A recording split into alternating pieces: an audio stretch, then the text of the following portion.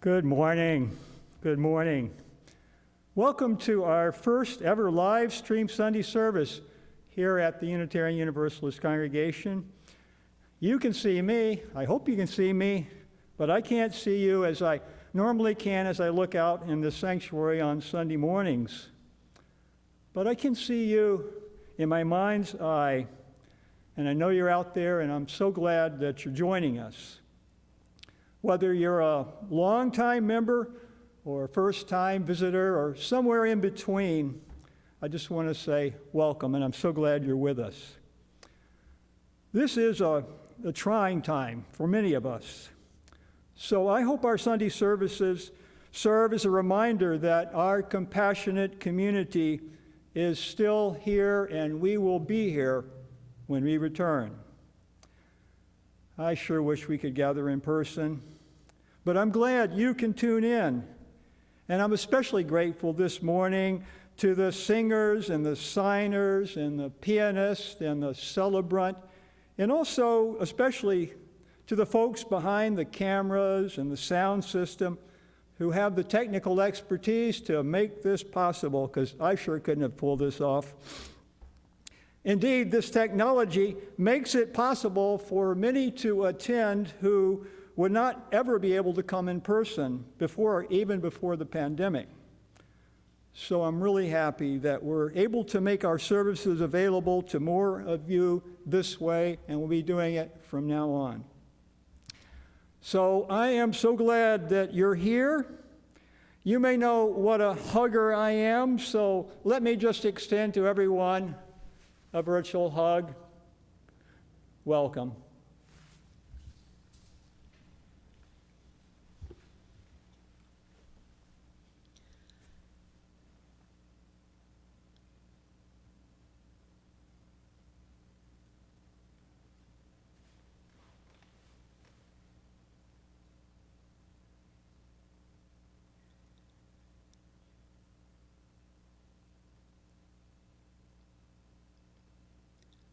Our opening hymn this morning is "We Are Not Our Own."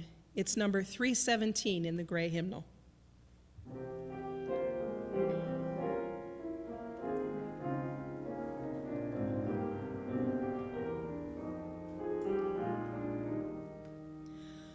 We are not our own, earth forms us, human leaves on nature's growing vine, fruit of many generations, seeds of life divine. We are not alone, earth names us, past and present, peoples near and far, family and friends and strangers, show us who we are. Therefore let us make thanksgiving, and with justice willing and aware, give to earth and all things living liturgies of care. Let us be a house of welcome, living stone upholding living stone, gladly showing all our neighbors we are not alone.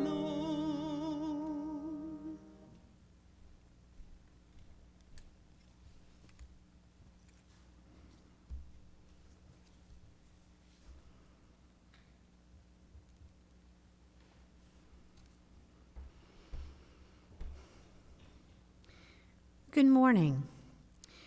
Wherever you are this morning, We hope this finds you well.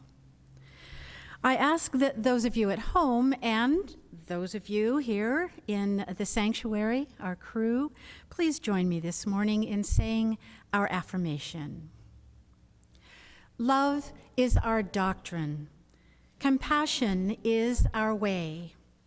Here we seek to create a joyful home for free religious exploration, build a community of caring fellowship, nurture the hopes, and serve the needs of our world.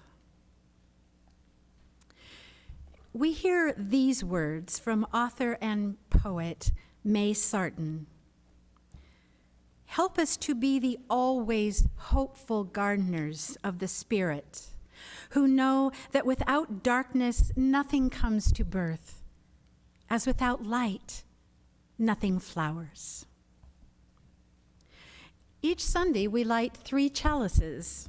The first is for this congregation, the Unitarian Universalist Congregation of Salem.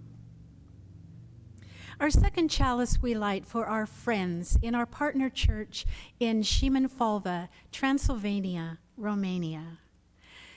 And we light our third chalice for our children and youth in our religious exploration program, and for all the children in the world.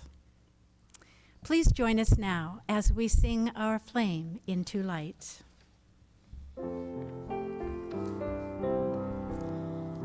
Rise up, O flame, by thy light glowing, show to us beauty, vision, and joy.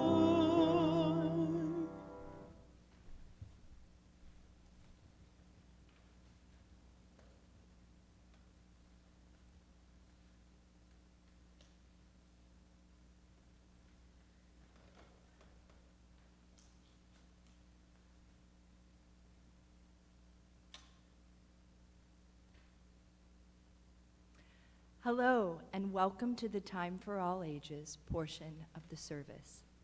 I'm Lily Walker, Director of Lifespan Religious Education, and today I'm here to tell you a story about why it's so important to take time to clean, to sparkle and shine before beginning a new school year. This story is called 2 Teachers and Tea, and it's from this book, Kindness, a Treasury of Buddhist Wisdom for Children and Parents, collected and adapted by Sarah Conover. Long ago in Japan, there lived a Zen teacher named Dogen. One day, a university professor came to call on Dogen at his temple. Come in for some tea," welcomed the old Zen master, leading the professor into the tea room. They sat down across from each other at a small bare table. The old master sat in silence, perfectly at ease. Occasionally, he smiled at the professor warmly. Other times, he gazed out the window at the enchanting temple gardens. But the professor grew increasingly edgy with the silence. He squirmed and he tapped his fingers mindlessly on the table. He fixed his eyes anxiously upon the door through which the tea should have arrived. Finally, the professor couldn't bear the silence a moment longer. But the only thing that came to his mind to talk about was a lecture he had just given at the university. And so, clearing his throat loudly, the professor began a lengthy speech. The old Master Dogen made a fine audience. He nodded in a friendly way at the professor's most outstanding points and seemed to have a look of unending curiosity. So the professor was encouraged to keep going. After all, lecturing was his business. After half an hour, still no tea had arrived. But the professor thought it might be impolite to draw attention to that fact, so he continued his speech on Buddhism, and Dogen continued to be the most courteous of audiences. At last, an attendant carried in an elegant tray with a ceremonial teapot and 2 cups for the men. Dogen smiled. In the deliberate way of a Japanese tea ceremony, he carefully placed the cup before his chattering guest. Then Dogen slowly began to pour hot liquid into his guest's cup. He poured, and he continued to pour, and he continued to pour until hot liquid came into his, until tea ran like a small waterfall over the cup's brim and into his guest's lap. At this point, the professor's lecture came to an abrupt halt. "What are you doing? Can't you see? There's no more room in this cup." Dogen looked at his visitor earnestly. "Just like this cup, you too are full. You have too many ideas and opinions to learn. Please first empty your own cup, and then together we can learn something useful about Buddhism." Please do consider joining us next Sunday, September 13th, for the Children's Religious Exploration Program, being held live on Sunday mornings at 10 a.m. via Zoom. May all beings be happy. Blessed be.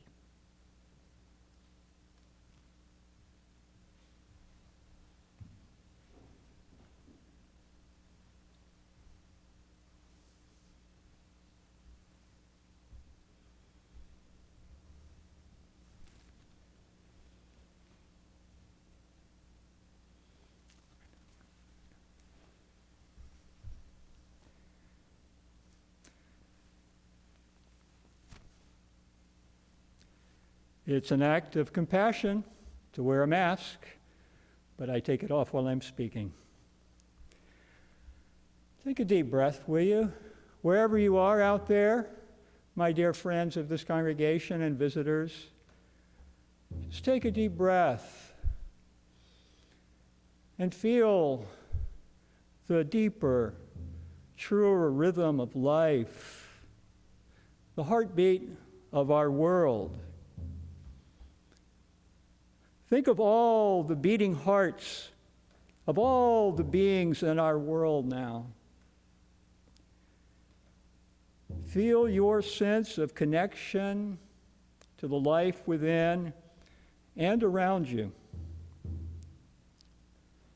We're all on this same precious blue orb swirling through the infinite heavens. Let us be aware of our kinship with one another. Let us be aware of the compassion that stirs in our heart. As we think of all the fellow beings in our world and their conditions at this very moment, there is a lot of suffering and there's a lot of sorrow. And there's a lot of pain and anger and rage. And let the compassion that arises in our hearts and finds expression through our actions and our words in the world be as a healing balm. Think now, all of you listening to this and those present in this sanctuary, think now of someone or some group of people for whom you feel special compassion on this day. Close your eyes and just envision those people in your life most in need of compassion at this moment. And send your compassionate thoughts outward to them. Send your compassionate thoughts inward to yourself.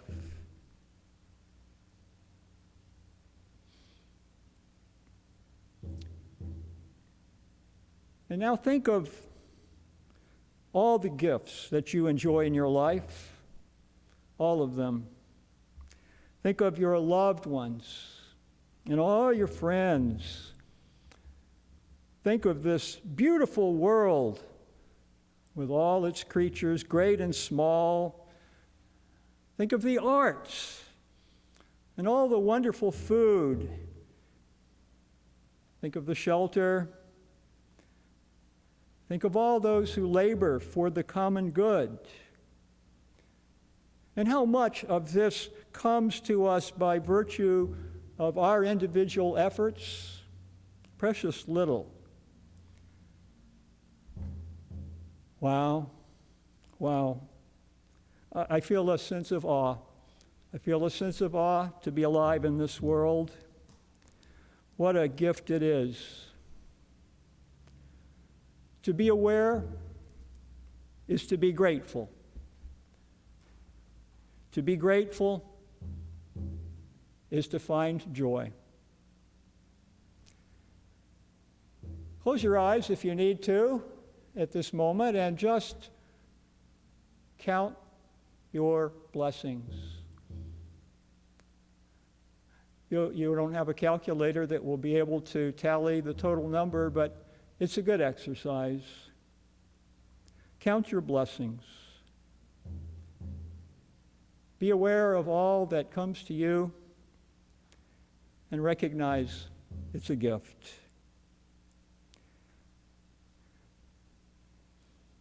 Here we remember to awaken our compassionate and our grateful hearts, for these are always true guides for us as we walk our paths individually and together.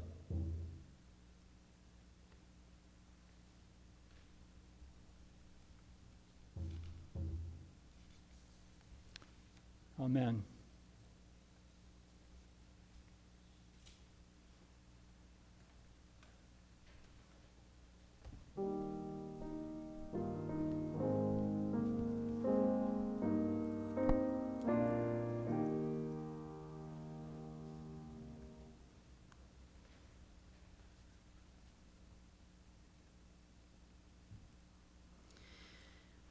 This morning's reading comes from Unitarian Ralph Waldo Emerson.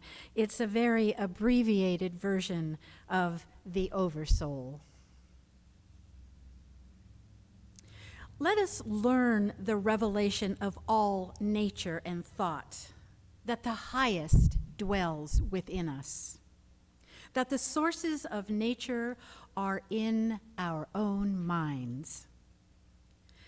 As there is no screen or ceiling between our heads and the infinite heavens, so there is no bar or wall in the soul where we, the effect, cease, and God, the cause, begins. I am constrained every moment to acknowledge a higher origin for events than the will I call mine. There is a deeper power in which we exist and whose beatitude or blessing is accessible to us. Every moment when the individual feels invaded by it, that's the power, is memorable. It comes to the lowly and simple. It comes to whosoever will put off what is foreign and proud. It comes as insight. It comes as serenity and grandeur. The soul's health consists in the fullness of its reception. Forever and ever, the influx of this better and more universal self is new and unsearchable. Within us is the soul of the whole, the wise silence, the universal beauty to which every part and particle is equally related, the eternal one. When it, the power, breaks through our intellect, it is genius. When it breathes through our will, it is virtue. When it flows through our affection, it is love.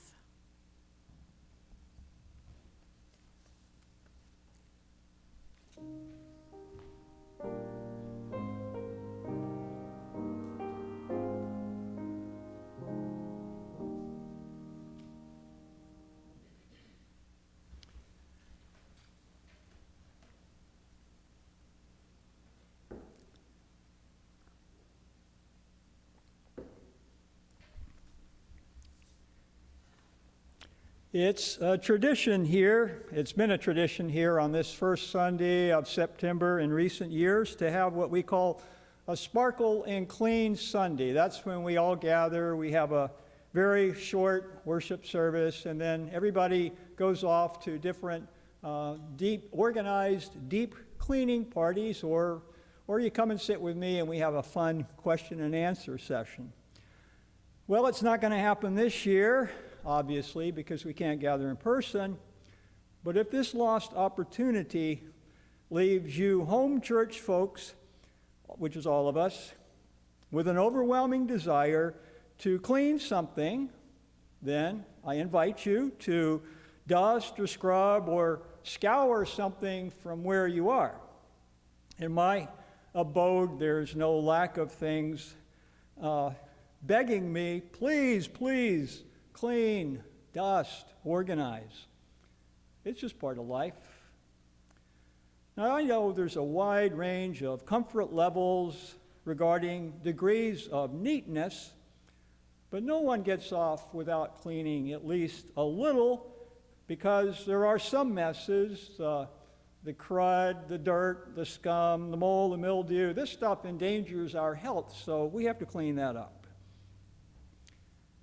And yet, there's a certain type of messiness that often gets overlooked. And why is that? It's because you can't see or smell or touch it, yet this messiness can most adversely affect your mental and your spiritual health. I'm speaking of the messiness inside oneself. Quite honestly, I'm a mess. I'm a mess inside. Always have been, always will be. And in confessing this to you, I'm not really separating myself out from the rest of you, because you're a mess inside too. I know it. You are. It's because our inner lives are messy. They're complex. They're multifaceted, often transcending our conscious understanding. You know, we all have vast ranges of thoughts and feelings and emotions and memories and hopes and dreams, the whole thing just pulling you in all sorts of directions, leading you into all kinds of messes. It's really quite a mess inside. But it's not all bad. The question I like to ask myself is, what effect does my inner messiness have on me emotionally, spiritually, psychologically? You know, I think a lot of the messiness I get myself into is pretty good stuff. It's the good stuff of life. It puts a wind in my sails. There's love. Love's messy.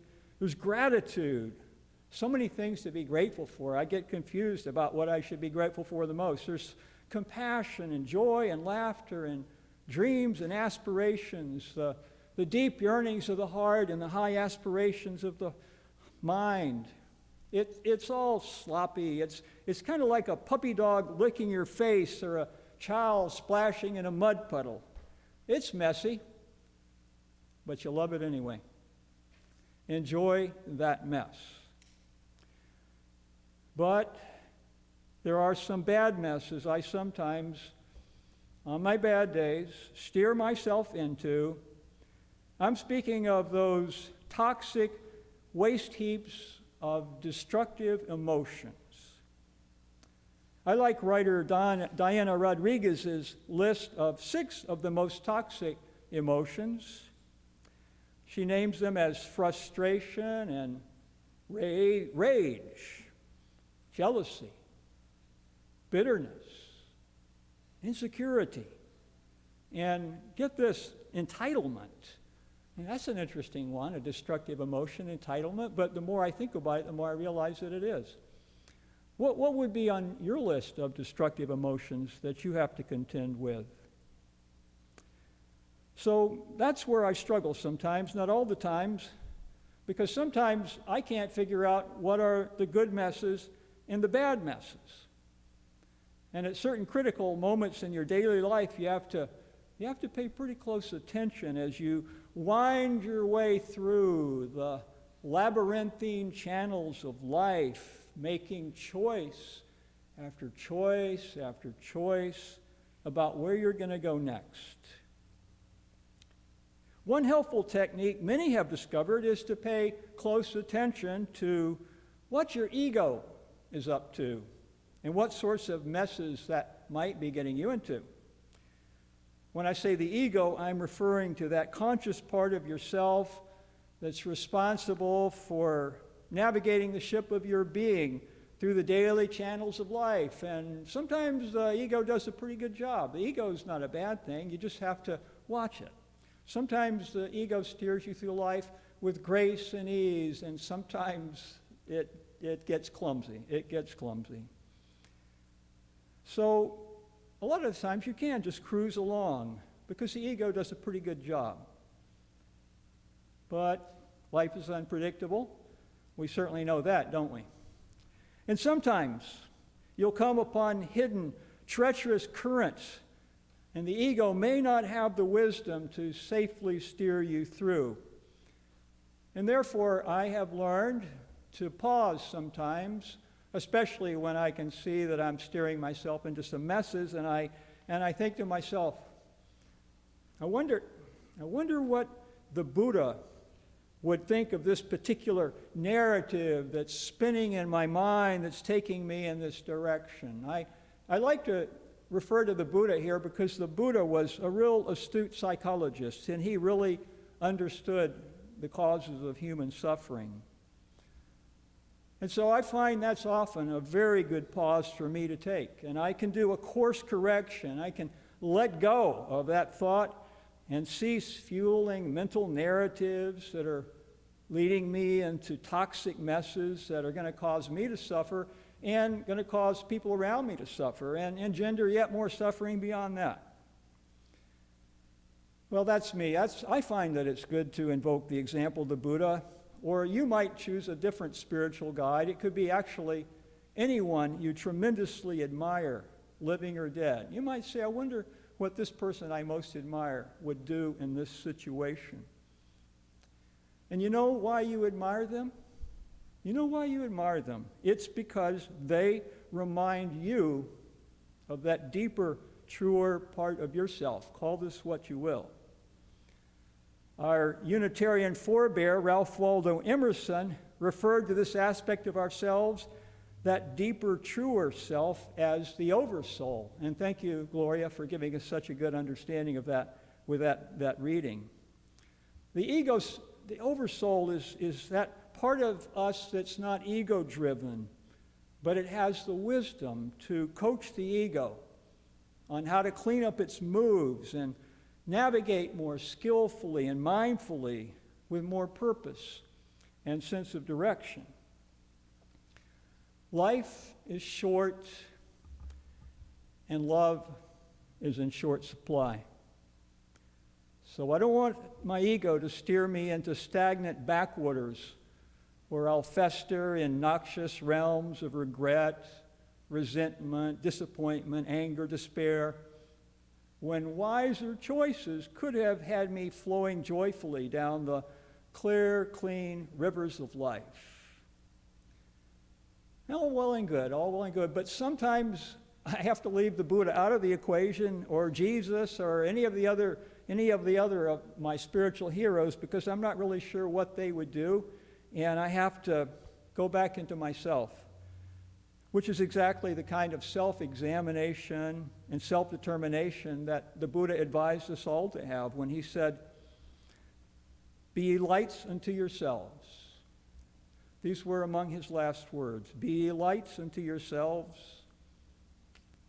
Think for yourself. Be yourself. So I give myself a lot of latitude to think and feel and observe where my very clever, playful, sometimes devilish ego is steering me. Example. There's one last piece of pastry on the kitchen counter. One last piece. And I have to admit to you, I am tempted. I am very tempted to leave this for my wife, Gordana, so that she can enjoy it. When this thought pops into my mind, too much sugar isn't good for a person, so I'll actually be doing her a favor if I eat this. So being the good husband that I am, I resist the temptation to let her eat it. I sacrifice myself for her good, and I eat the pastry. Wasn't that good of me? Wasn't that good? I'm pretty sure this was a noble deed, but I'll grant that it is up for interpretation. You know, it's confusing because sometimes the ego will greedily advise you to take more than your share in life, but sometimes your ego will help you to keep from starving to death when other people are taking more than their share. So I have discovered that separating the wheat from the chaff here, the helpful from the unhelpful, it's not always an easy thing to do. How the ego navigates relationship with other people, that's a tough one. That is fraught with complexity. In this regard, one principle that I always strive to keep in mind is the principle, you've heard me mention it from this pulpit many times. It's one of my core principles. It's the principle of spiritual equality. Principle of spiritual equality, which is to say that I am no more important than anyone else. Anyone else. I'm no more important than anyone else. And yet, I'm no less important than anyone else either. And this conviction entails having a heartfelt, profound reverence for others. You can't fake it. And it follows from this that I do not, nor should I try to control other people. I can offer solicited advice. If you ask me for advice, I'll give you advice. You may not be wise to follow it, but I'll give it to you. I can debate a point with others. But for me to insist that someone accept my interpretation of things, my perspective, and do or think as I say they should, that's abusive. That's oppressive. I don't have the right to do that to another person. And it's good for me to recognize my limitations in this regard, because controlling other people, the fact that I can't control other people, brings me back to the realization that I can sometimes, not all the time, I can control myself. That is a great spiritual skill to hone when the daily waters of life suddenly become turbulent. In such instances, I find it helpful to remember some of the memorable teachings of the ancient Stoic philosophers. There's Epictetus. I think he or Seneca are my favorites. Marcus Aurelius, he was a Roman emperor, but he was also a great Stoic philosopher.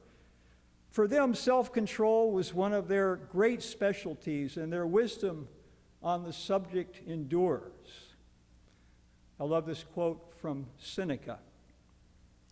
if you really want to escape the things that bother you, what you're needing is not to be in a different place, but to be a different person.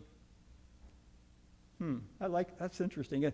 If you really want to escape the things that bother you, what you're needing is not to be in a different place, but to be a different person. I like that. In heated moments, the ego is going to try to steer you into automatic emotional reaction mode, and that, alas, can plunge you into some pretty bad messes it'll take a lifetime to clean up, if you're lucky. So imagine if somebody is angry with you. They're confronting you about something you said or didn't say or didn't do. Everybody has blind spots and messes up at least some of the time, and yet pretty much everyone also gets falsely blamed for things at least some of the time, and it can be hard to sort this out. In such instances, when my ego's feathers get ruffled, it advises me very strongly that I steer directly into counteroffensive, self-justifying, road rage, head-on collisions with my accuser. That's pretty typical for the ego. It always advises us to do that.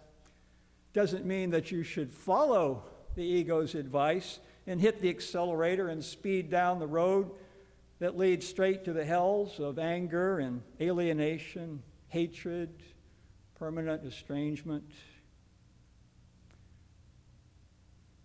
As I have aged and become a little less concerned about being wrong, that's one of the ego's greatest fears. I have sometimes discovered at such tense moments when you're being confronted that you can gently tap the ego's hand off the controls and just drift along in neutral. No need to be reactive or defensive or go on the counterattack or lose yourself in feelings of paralyzing shame. No need to do that. Just go with the flow of being present and calmly listening. Even if somebody's shouting at you, be humble like water. As Lao Tzu noted, the supreme good is like water, which nourishes all things without trying to. It is content with the low places that people disdain, and thus it is like the Tao. Water. Sublime humility. And then, just when you think you've got it all figured out, be humble, be like water. You find yourself approaching certain turbulent rapids. Say there are certain overwhelming conflicts that must be gone through because your rights, your dignity, your well-being, or the well-being of others is being threatened by coercive, bullying people or organizations. And we know this happens, especially during this internet age. And if you're like me, and I know that I am, you're conflict avoidant. And then your ego will want to mimic Taoist wisdom and advise you to be like water, be humble, don't fight back. When in fact, what the ego is really telling you, avoid conflict at all costs because it makes you uncomfortable, and steer away from it. Even if it means that you're going to get stranded in the shallow backwaters of resentment and regret. That's what the ego wants me to do. And here I find the example of Jesus of Nazareth instructive. He felt a special compassion and love for those whom the rest of society considered to be the dregs. And he recognized these ones as precious children of God, and when others hurt them, it hurt him. His love for the poor motivated him to speak out in anger against the heartlessness and the cruelty of the powerful. And so your love for something, yourself or others, might well involve taking some risks and lead you to enter conflict. And at some point comes the recognition that avoiding conflict is avoiding responsibility, your responsibility to protect something precious. Having the humility and the equanimity and the fortitude always to choose wisely is not easily won. Sometimes flow like water. Sometimes be strong like a rock. Sometimes tick and sometimes talk. Be flexible, be strong.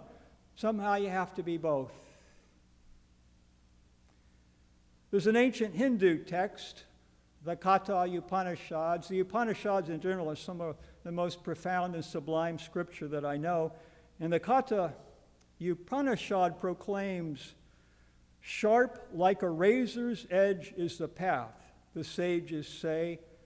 It's difficult to traverse." It is. It's difficult to traverse. Which means that sometimes it's necessary to pay very close attention lest you drift or unwittingly steer yourself into ugly messes that mess with your life and mess with life in general. It may seem sometimes that it's not possible to do that. I have often felt that way. And yet, as you walk along the path or as you float down the stream of life, that's my chosen metaphor for today, you make liberating discoveries along the way that give you hope. And you realize that you need not be boxed in by the fight or flight options shoved in your face by your ego. I try to be especially aware when my ego starts to act like, and you probably didn't know this about me, the encyclopedia salesman I used to be in my student years many years ago. Now, as encyclopedia salesmen, we were trained never, ever, here is one question you were never to ever to ask your potential customer is, do you want to buy a set of Encyclopedia Britannica? You asked them which edition, which volumes they preferred, the super expensive set or the cheaper set or the mid-range, but you never asked them if they wanted to buy a set of encyclopedias. And the ego does this too. It gives you certain select options to choose from. And none of those options is ignore my advice, I'm just the ego, and choose a better, braver, more compassionate path on your own. So a person can, especially if you center yourself, if you take a moment to breathe, you can ignore the emotionally insistent demands of the ego and be present in the moment. You can discern the way of wisdom. You have more wisdom within you than you realize. You can practice the way of spiritual equality wherein you're having compassion for both yourself and the other. And this might lead you to a place where you have to acknowledge some shortcoming, or it might mean simply affirming that you have heard the other person, remembering that many things are said that need not be taken personally. Many of us are hurting, and sometimes that causes us to hurt others. Above all, when, not if, but when the ego steers me away from my shining lodestar of boundless compassion and agape love for all souls, and it's really hard for me to see that lodestar sometimes these days because there are so many clouds of fear and anger and rage emanating from within and around. Sometimes it's hard for me to see those lodestars, but I always know that if I cannot see that shining lodestar of boundless compassion, agape love for all beings, if I can't see that, I've lost my way. I'm headed in the wrong direction. That's going to lead to ugly messes that are going to cause spiritual injury to myself and other people. That's certain. And so I resolve to clean the spiritual lenses of my oversoul, that window of our being that enables you to behold the glory of the heavens above and cherish the true beauty of our precious life together. And on this sparkling clean Sunday, as we prepare to enter a new congregational year together, a year in which we will likely witness much turmoil and discord, I resolve to keep my vision as clear and clean as I am able. How about you?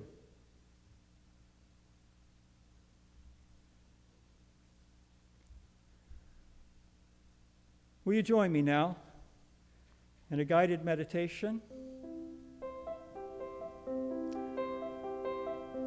Flowing down the river of life, it's such a marvelous and challenging journey. So much to enjoy, so many perils, so much joy, so much sorrow, so much hate, and so much love, so much fear, and so much courage, so much despair, and so much hope.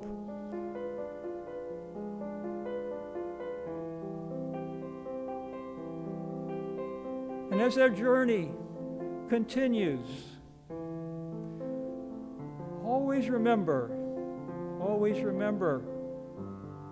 as your journey continues day after day, the choice is ours, always, to choose the ways we will go. May we have the vision to choose wisely. What a journey we are on as the river of life flows on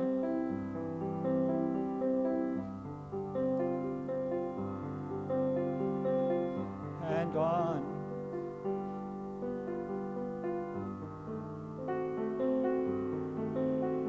And on.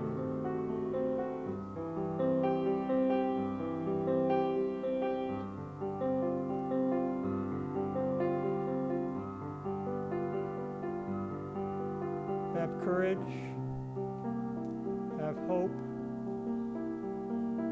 have love in your heart.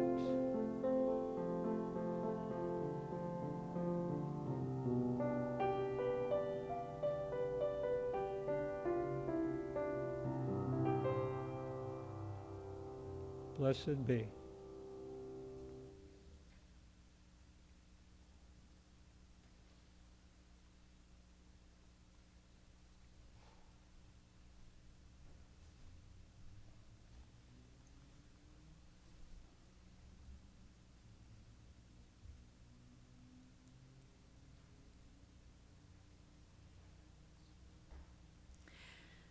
Our Share the Plate recipient this month is CAUSA, an organization founded in 1995 by farm workers, Latinos, immigrants, and allies. Originally, CAUSA worked to defeat ballot measures that negatively affected the lives of Latino families in Oregon. Over the years, CAUSA has grown and now works to improve the lives of Latino immigrants and their families in Oregon through advocacy, coalition building, leadership development, and civic engagement. Latino immigrants and their families are the heart of CAUSA and inspire, implement, and champion their work. Each week, UUCS contributes to the Marion Polk Food Share. During this time of COVID-19, the requests for donations of food and money have become increasingly urgent. Please see the slide here, which will show you how to contribute to CAUSA and to the Marion Polk Food Share. We thank you for your kind generosity.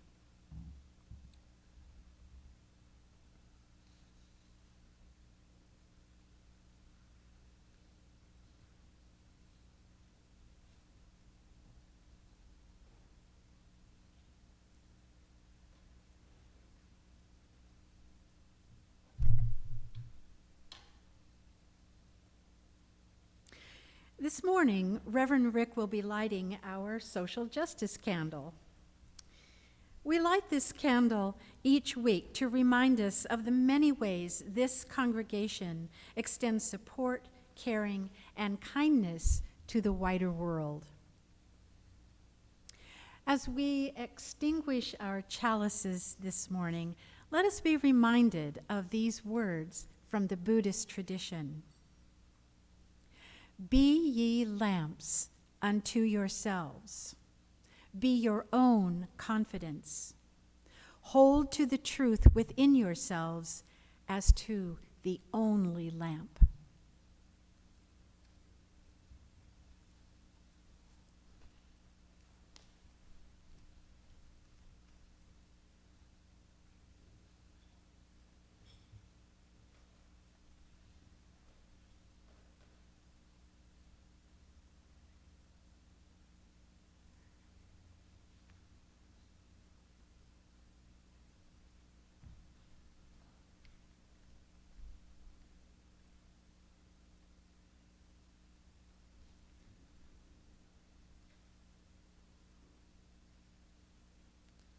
So I hope you just saw a link that will connect you to our first ever Zoom link, or whatever we're calling it, a fellowship hour. It's going to be at a half an hour from now. It's going to be an opportunity for us to join together virtually and have community that way. And that's going to be fun. I look forward to hopping on my computer in a couple of minutes and seeing who I can join in our fellowship hour. So I want to thank our membership team and our connections group team for helping to organize that. So please plan on joining us for that this Sunday and all Sundays that we're going to be having doing our services virtually. Also, please pay attention to the announcements and the slides that you'll see forthcoming in a moment about all the activities in our congregation. There's a lot of stuff going on, so please take time to check it out and see what interests you, how you can be involved, and so that we can help keep this thing going during this time. That's all for the announcements from my side.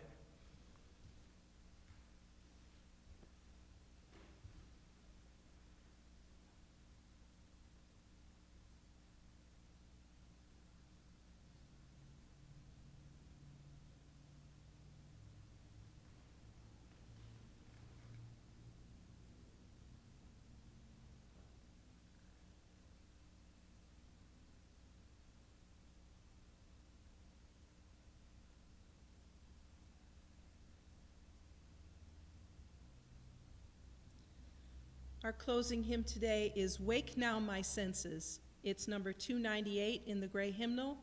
We're going to sing verses number 1, 3, and 5.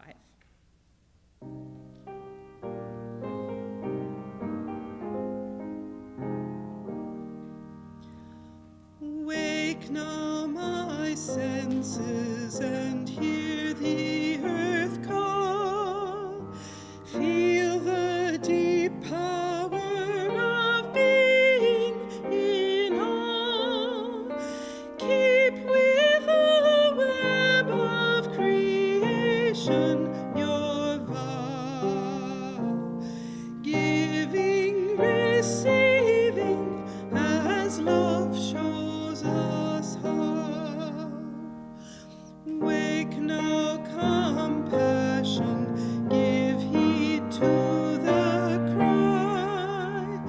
Voices of suffering fill the white sky.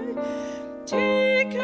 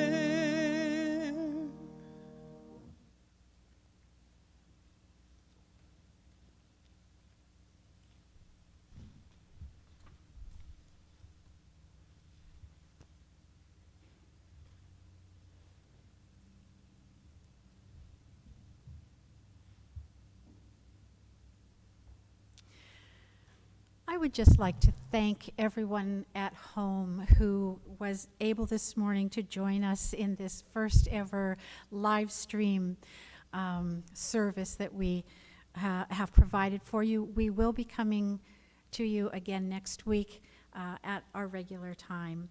At this time, I invite you at home and you in the sanctuary here this morning. Thank you all for everything you've done. I'd like to invite you to join us in saying our closing words. May faith in the spirit of life, hope for the community of earth, and love for the sacred in one another be ours now and in all the days to come. Blessed be.